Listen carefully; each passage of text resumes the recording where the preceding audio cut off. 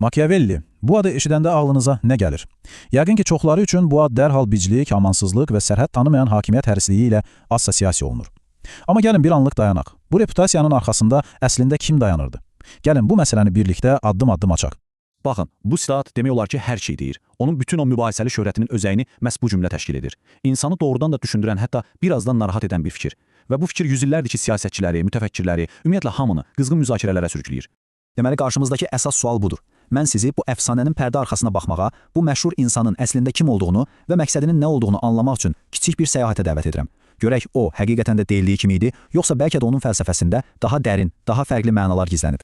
Yaxşı, gəlin elə birbaşa məsələnin özündən başlayaq. İlk olaraq onun adı ilə bağlı yaranmış bu qaranlıq, hətta biraz da qorxulu reputasiyaya nəzər salaq. Necə oldu ki, Machiavelli adı bu qədər mənfi bir imicə sahib oldu?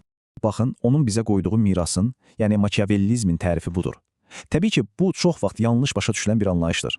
Bilirsiniz, məsələn, Sovet lüğətlərində bu termini kobud güc, əxlaqsızlıq və xəyanət kimi təsvir edirdilər. Əslində isə bu güc oyunlarının soyuq, hesablanmış və biraz da narahat edici məntiqidir. Və heç təsadüfi deyil ki, onun əsərinə pərəstiş edənlər arasında tarixin ən güclü, ən mübahisəli liderlər olub. Napolyon, Lenin, hətta Stalin. Onlar hamısı Machiavellinin məsləhətlərində öz hakimiyyətlərini gücləndirmək üçün sanki bir təlimat kitabı tapmışdılar. Və bu da təbii ki, onun bədnam reputasiyasını daha da möhkəmləndirdi. Amma gəlin bir anlıq bu əfsanəni, bu reputasiyanı kənara qoyaq və reallığa baxaq. Bu adam əslində kim idi? İndi onun həyatındakı o həlledici məqama, onun dramatik süqutuna nəzər salacağıq. Çünki məhz bu hadisə onun ən məşhur əsərini yazmasına səbəb olmuşdu. Məsələnin ən vacib tərəfi də elə budur. Hökmdar kitabı hansısa akademik bir araşdırma deyildi. Qətiyyən, bu əslində şəxsi bir fəlakətdən, siyasi çaxnaşmalardan doğan praktik bir iş müraciəti idi. Bəli, düz eşitdiniz, bir iş müraciəti. O, bu kitabla yeni hökmdarlara nə qədər faydalı ola biləcəyini göstərməyə, köhnə mövqeyini geri qaytarmağa çalışırdı. İndi isə gəldik ən maraqlı yerə. Gəlin görək, onun kitabını bu qədər inqilabi, bu qədər mübahisəli edən o şok edici məsləhətlər nə idi?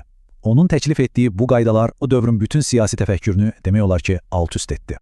Və bu sitat Machiavellinin dövrün ənənəvi xristian əxlaqına əsaslanan düşüncəsindən nə qədər kəskin şəkildə uzaqlaşdığını göstərir. Yəni, o açıq şəkildə deyirdi ki, siyasətdə sağ qalmaq istəyirsənsə, bəzən qaydaları pozmaq məcburiyyətindəsən, yaxşı insan olmaq həmişə mümkün deyil. Bu müqayisə isə inanılmazdır. Burada biz iki fərqli dünyanın toqquşmasını görürük.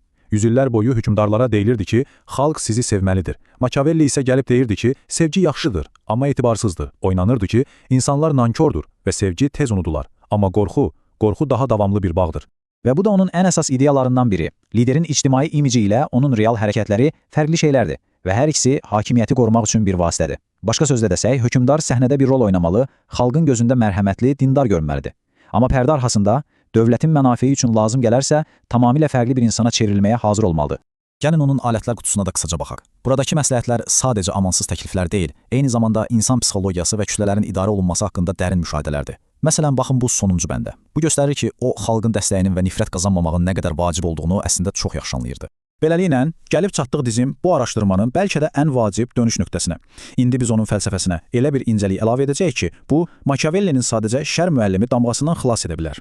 Bu çox vacib bir sualdır. Görəsən onun üçün heç bir qırmızı xətt yox idi. Yəni, hökmdar məqsədinə çatmaq üçün istədiyi hər şeyi, hər cür vəhşiliyi edə bilərdimi? Cavab sizi təəccübləndirə bilər. Və budur cavab, Machiavellinin öz əxlaqi sərhəddi məhz bu cümlədə gizlənib.